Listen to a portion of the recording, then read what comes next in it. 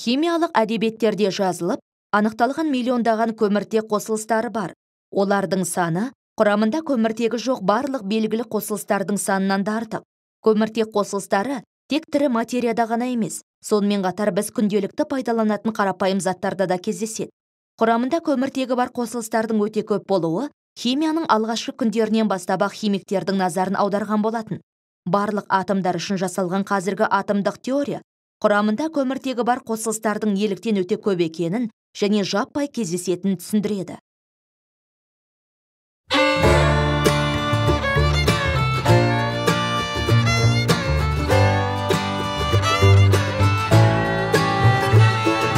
Екінші фактор. Берілген көміртек атомдарының молекулалық құрылымы әртүрлі болатындай байланыса алатындығы.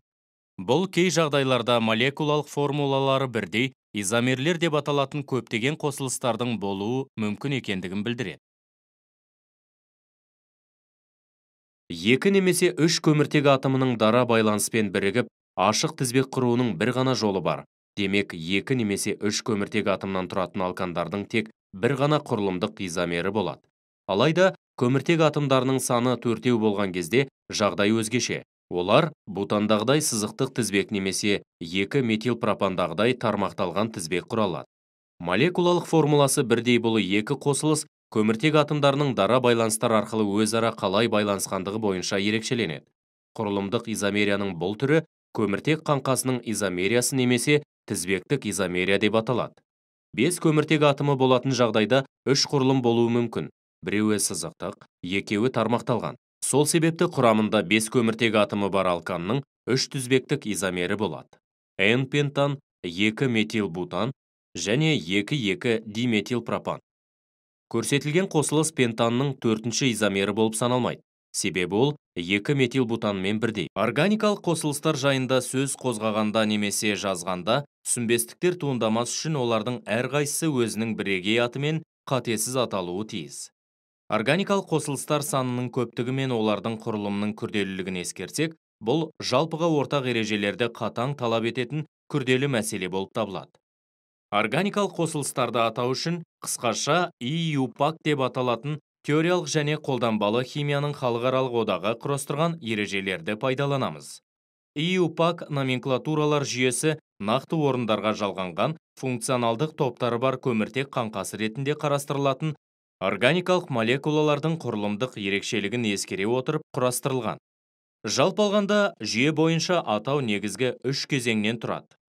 Бірінші, молекуланың көміртек қаңқасын анықтау және оны құрамындағы көміртек атомының санымен орналасуы бірдей болатындай негізгі көміртек атымен атау. Екінші, функционалдық топтарды анықтау және қосылыс атауында олардың бар екенін көрсету. Үшінші, функционалдық топтардың орнын олар орналасқан көміртек атомдарын нөмірлеу арқылы көрсету. Пропанол 2 атауын қарастыру арқылы жүйенің тәжірибе жүзінде қалай жұмыс жасайтынын көруге болады. Молекула қысқа тізбекпен байланысқан 3 көміртек атомынан құралған көміртек қаңқасынан тұрады. Сәйкесінше, негізгі көміртектің атауы пропан болады. Гидроксил тобының бар болуы қосылыстың спирттер тобына жататынын білдіреді. Оны ол жұрнағын жалғау арқылы көрсетеміз. Сонымен қатар гидроксил тобы тізбектің басынан санағанда екінші көміртек атомымен байланысқан. Осылайша, берілген қосылыстың атауы пропанол 2 болады.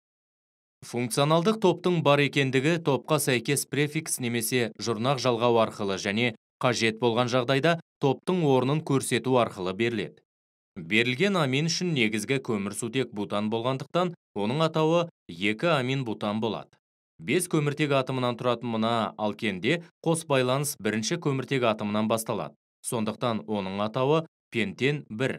Функционалдық топтардың орнын көрсететін сандар мүмкіндігінше кіші сан болу керек екенін есте сақтаңыздар.